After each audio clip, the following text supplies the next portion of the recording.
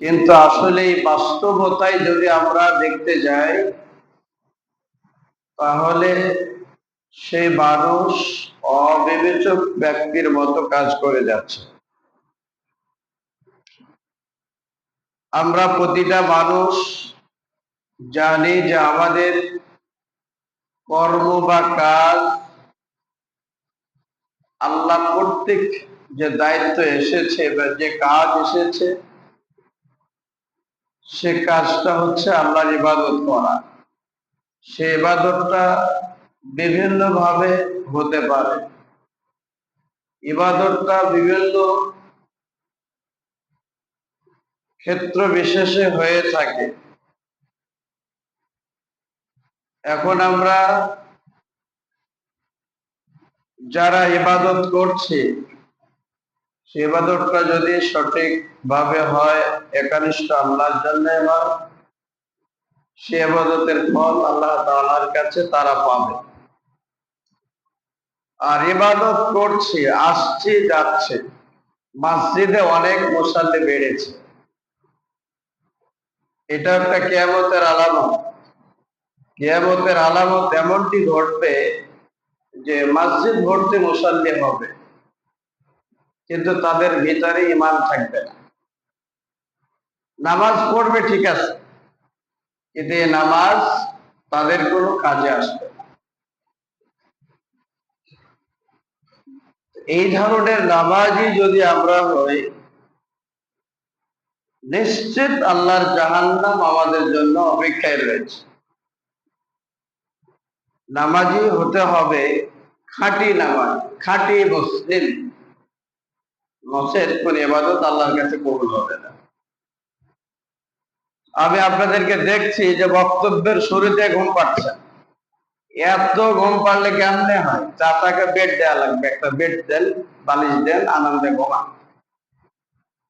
এলে কি অবস্থা রে বাবা, কি ওয়াজ আপনাকে শোনা? এইসব বসতেই পারেন, টুকতে শুরু করছে।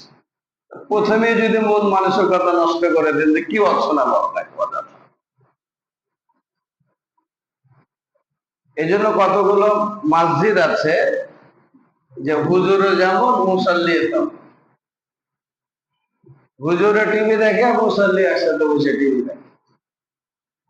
হুজুরও যা করে, মুসাল্লি তা করে। এখানে ঘুরে ঘুরে ভাই ভাই আপনারা ওরকম হতে যাচ্ছেন নাকি? হ্যাঁ, এসে তো বসলেন, এখনই যদি ঘুম পড়েন 5-10 মিনিট যাক, তাও ঢোলন আসলে মাইনে নেওয়া যায়। এই যে সামনে যে জায়গাগুলো ফাঁকা আছে, পূর্ণ করে বসেন। এগুলো তো আপনাদেরকে পুরানো অনেক শুনেছি, এগুলো যদি প্রতিদিন বলি তাহলে কেমন? আসেন সামনের কাতারগুলো পূর্ণ করেন। ওখানে তো শয়তান বসবে, যে আপনার আর একটা ঘুমানোর কারণ হচ্ছে যে শয়তান আপনার পাশে বসে আপনাকে বলছে ঘুমা। এমন ভাবে সেটে সেটে বসবেন জায়গা পূর্ণ করে, যে শয়তান বসার জন্য জায়গা না পায়, পালিয়ে যায়।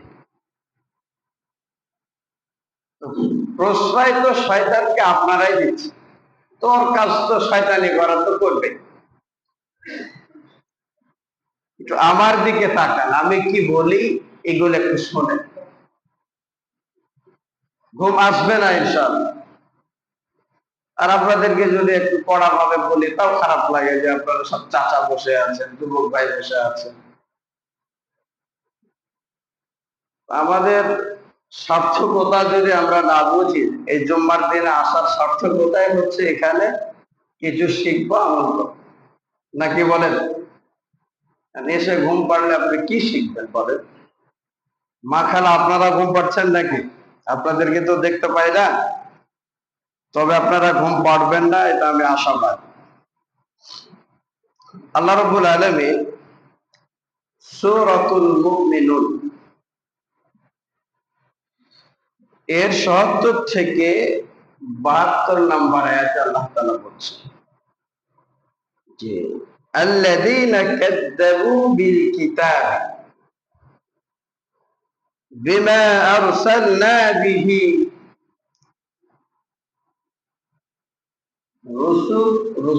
রুসুলুনা। আল্লাহ তাআলা মানুষদেরকে বলছেন যে কিতাব এবং মুহাম্মদ সাল্লাল্লাহু আলাইহি ওয়াসাল্লামকে চা দিয়েছি।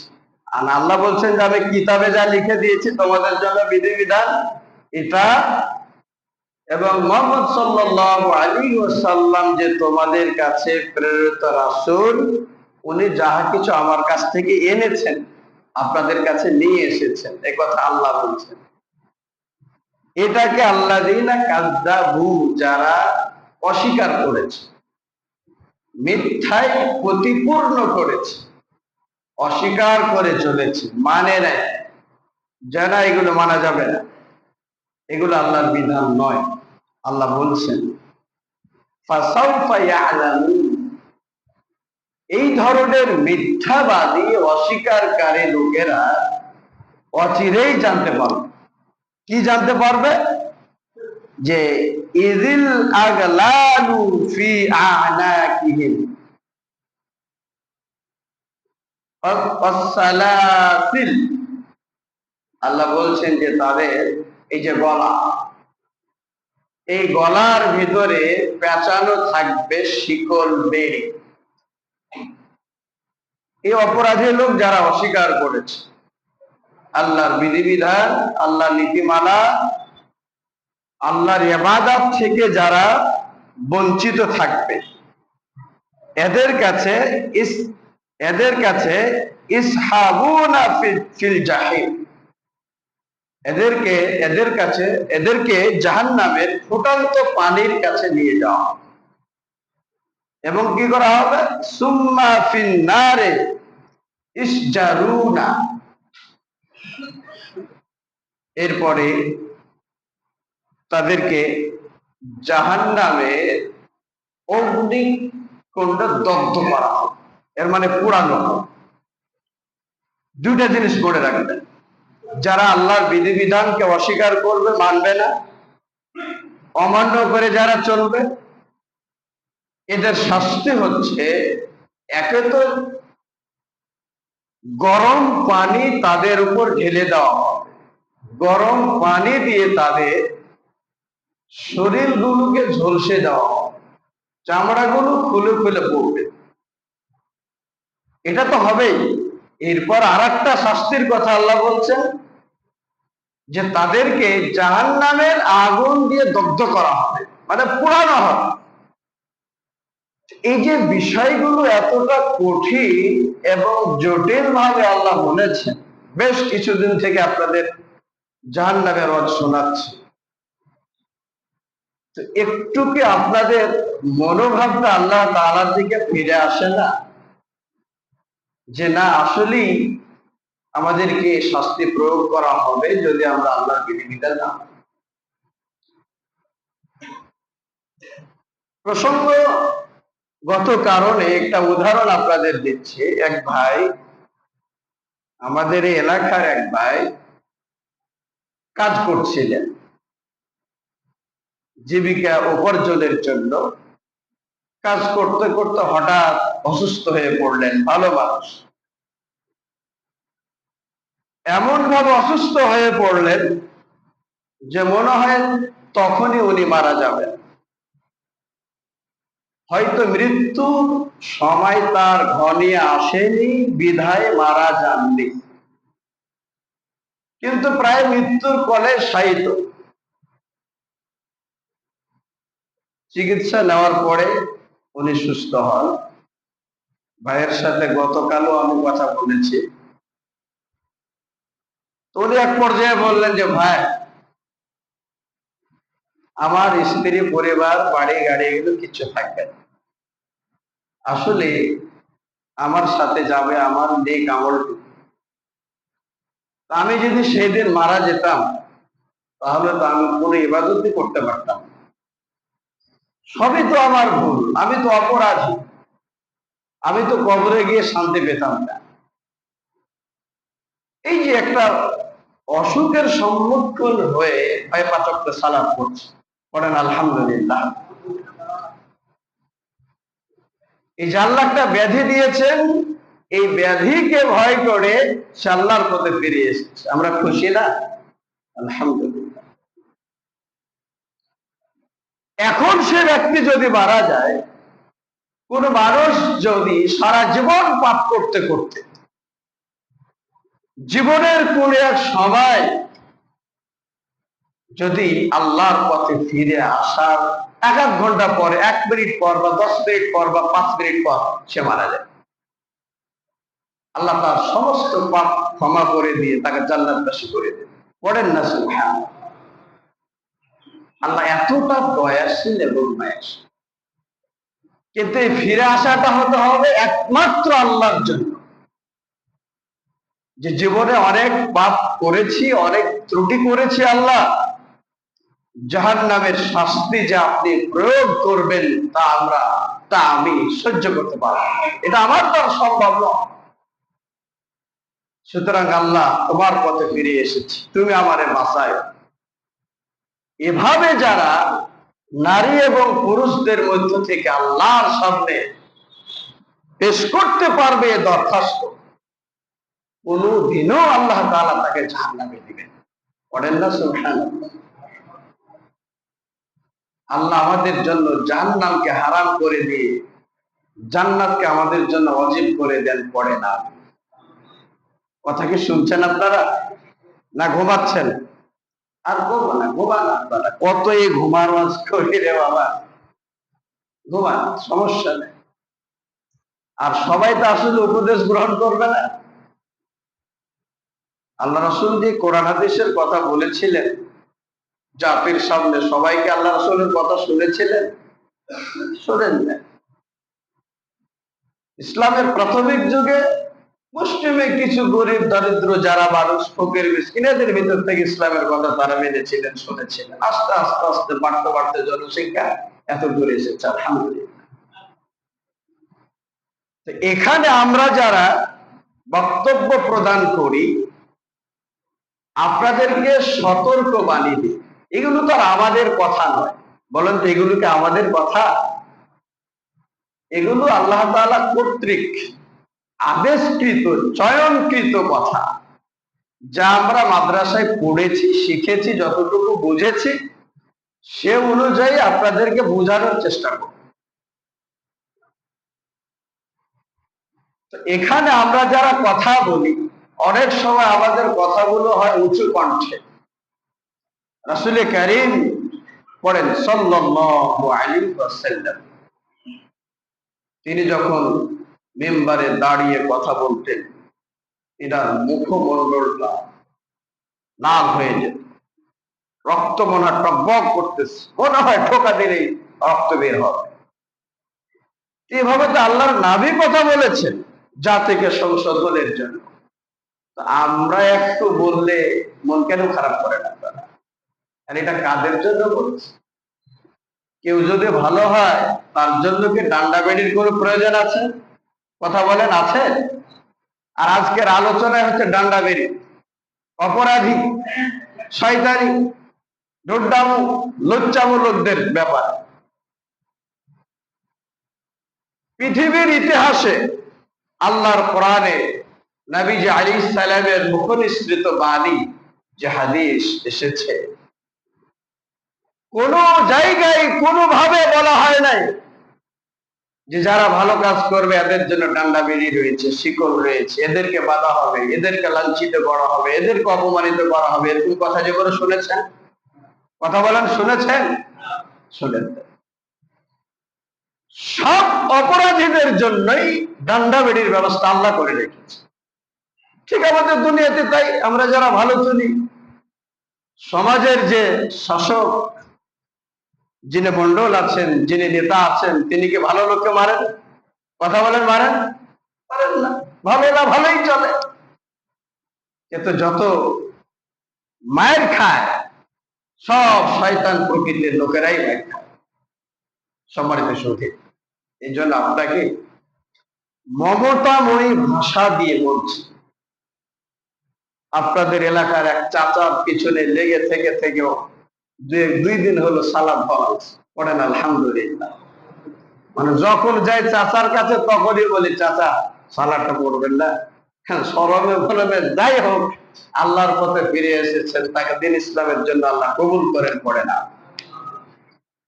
আপনারা যেটাই যা বলেন, আমি রাস্তা দিয়ে হাঁটলে একজন মানুষকে হলো বলি যে আল্লাহর জন্য, আল্লাহর পথে ফিরে আসো, সালাত পড়ো। সম্মানিত শুনুন, আপনারা এখানে যারা এসেছেন সবাই বিবেকবান, সবার হিতাহিত জ্ঞান মেধা বুদ্ধি আছে বিধায় এই মসজিদে সালাত আদায়ের জন্য এসেছেন। যে মেধা, যে বুদ্ধি, যে বিবেক দিয়ে আজকে জুমার দিন, মুসলমানদের সাপ্তাহিক ঈদের দিন, একটা পবিত্র জুমার দিন মসজিদে এসেছেন এই মর্মে যে জুমার সালাত পড়তে হবে। আবার ওই ব্যক্তি জুমার সালাত পড়ে যখন বাসায় ফিরে যান, আসর সালাতে আর আসেন না, তখন আবার আপনারা অভিযোগ হয়ে যান। তখন শয়তান আপনাদের পাশে বসে কুতু কুতু আপনাদের খেলায়, তাই না? যে জুমা তো পড়েছে, আর যা লাগবে না।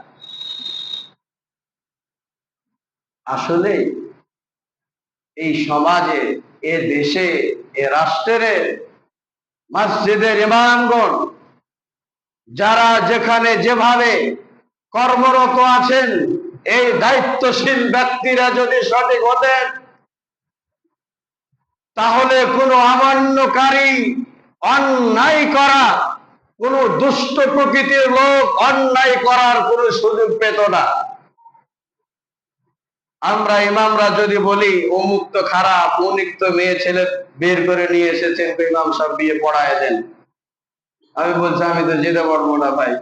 বলছে একটু চালায় দেন, একটু ফাঁক ফুক দেখেন, একটু চালায় দেন। তো বলেন তো ইসলামে কি ওরকম ফাঁক ফুক কিছু আছে? চালানোর কিছু বুদ্ধি আছে? না।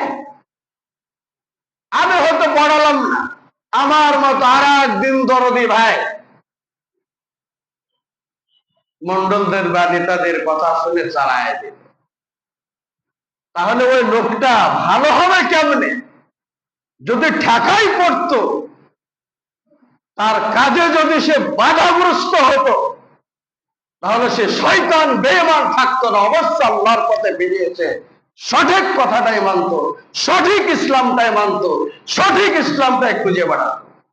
কথা বলেন ঠিক না বেশি? কিন্তু আমাদের ঠেকা চলার কিছু মোল্লা মুন্সিও দেশে পাড়ায় মহল্লায় আছে। পেট ভাতটা কিছু দিলেই ধর্ম কর্মে কিছু মানা বসা নেই। সমাজ সংস্করণ হবে কিভাবে?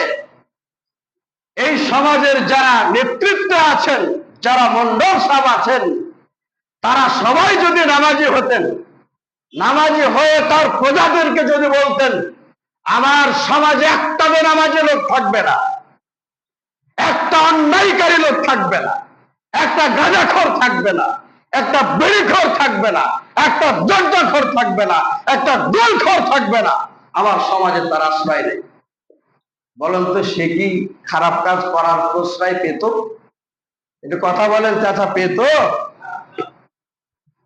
যারা খায় তারা তো কইবে না, যারা খায় না তারা এরা তো হা হো করে, না করলেও সমস্যা নেই। তাহলে অপরাধী তারা না আমরা বেশি? কথা বলছেন না কেন? অপরাধী তারা বেশি না আমরা যারা নেতৃত্ব দেই আমরা অপরাধী বেশি? আপনি কি মনে করেছেন? আপনি কি মনে করছেন 10-20টা গাঁজাখোরকে আপনার সমাজে ঢোকায় দিয়ে সমাজকে অনেক বড় করলেন, অনেক বড় মন্ডল সব আপনাকে বলবে, আপনার সুনাম ছড়িয়ে পড়বে সমাজে, এটাই কি আপনি সার্থকতা মনে করছেন? না, আপনি ভুলের জগতে পড়ে আছেন। একজন ব্যক্তি যদি সঠিক থাকে, তাকে নিয়ে সমাজ গড়ুন, আল্লাহ আপনার পক্ষে থাকবে। বলেন সুবহানাল্লাহ। হাজারো মুসাল্লি দিয়ে যদি সমাজ গড়েন, হাজারো মুসাল্লি যদি আল্লাহর পথ থেকে বিরত থেকে শয়তানের পথে চলাচল করে, তার কাছে আল্লাহর কোনো সাহায্য আসবে না, আল্লাহ তার কাছে থাকবে না। আমাদের সমাজে একটা ভাষা কথা প্রচার আছে সামাজিক ভাবে যে 10 যেদিকে আল্লাহ সেদিকে, এর মতো নোংরা ভাষা কথা একটাও নাই। কথা কি বুঝেছেন? মা বোনেরাও অনেকে বলে যে 10 যেদিকে আল্লাহ সেদিকে। আসলে কি কথাটার বাস্তবতা এটাই? না, সারা পৃথিবীর মানুষ যদি একদিকে হয় এবং তারা যদি অন্যায় পথে থাকে, আল্লাহ তাদের দিকে নয়। কিন্তু তাম পৃথিবী মিলে যদি একজন ব্যক্তি আল্লাহর হকের পথে দণ্ডায়মান থাকে, আল্লাহ তার সাথে আছেন, আর সাজিম থেকে তার উপরে আল্লাহর মদদ পৌঁছাতে থাকে। পড়েন সুবহানাল্লাহ। কি মনে করেছেন বেনামাজিরা, গাঞ্জাখোররা কি মনে করেছেন, গুলখোর, জর্দাখোর, চুয়ানিখোর, গরুয়াখোর, আপনারা কি মনে করেছেন যে খাবারগুলো আপনাদেরকে ঘোষণা করা হয়েছে যে মানুষ জাতি আশরাফুল মাখলুকা, সৃষ্টির সেরালি, এদের মতো মান উন্নয়নশীল ব্যক্তিত্ব পৃথিবীতে আর কেউ নাই? এটা ইসলামের কথা আমাদেরকে বলে নাই? কথা বলেন, বলে নাই? সে কথার মাধুর্যতা, ঐতিহ্যকে আমরা ধরে রাখতে পেরেছি? কথা বলেন, পেরেছি? পারি না। যে বড়ুয়া চুয়ানি এই হিন্দু খ্রিস্টান বলতো, সাতাল মাতাল যারা বানায়, হাত পাত হয় কি হয় না, পেশাব পায়খানা করে আল্লাহ ছাড়ে, এদের হাতের চুয়ানি আর বড়ুয়া যে আপনারা মজা করে খান, এত উন্নয়নশীল মানুষ, আল্লাহ প্রকৃত বান্দা বান্দি আপনি বলেন তো, এই খাবারটা কুত্তাকে দেন, কুত্তা খাই কিনা? এই খাবারটা কি কুকুরে খাবে? একটু কথা বলছেন না কেন? যে চাচা খারাপ লাগছে? খারাপ লাগলে কিছু করার নাই। যুবক ভাই, তোমারে খারাপ লাগছে? খারাপ লাগলো, কিছু করার নাই, এটা বলতে হবে। সমাজ সংস্করণের ওয়াজ এই মেম্বার থেকে জাতির সামনে ভাষায় দিতে হবে। সমাজ সংস্করণের বক্তব্য। এখন এই মেম্বারে দাঁড়িয়ে আমরা গোপাল ভাঁড়ের গল্প শুরু করি, ওলি আউলিয়ার গল্প শুরু করি, কিচ্ছু বুঝে না। হালাল হারাম এটা সেটা কিচ্ছু বুঝে না। যে খাবারগুলো আমরা খাই, পান করি, আপনি যদি সুস্থ ব্রেনে বুঝে থাকেন, একটু চিন্তা ভাবনা ফিকির করেন যে যে খাবারটা কুকুর শ্রীগাল বিড়ালে খায় না, যারা অপবিত্র একটা জন্তু, আর আমরা পবিত্র মানুষ হয়ে আমরা সে খাবারটা কেমনে খাই, তাহলে কি ভালো হতে টাকা লাগবে? কথা বলেন, লাগবে? এই যে গতকাল বাংলাদেশ পাকিস্তান খেলা হলো, এখানে অনেক সোনার ছেলে আছে যারা জুয়াতে মত্ত ছিল, জুয়া নিয়ে ব্যস্ত ছিল। প্রতিটা বলে বলে, প্রতিটা উইকেটে, প্রতিটা ম্যাচে, প্রতিটা ওভারে, প্রতিটা রানে শুধু জুয়া নিয়ে ব্যস্ত ছিল।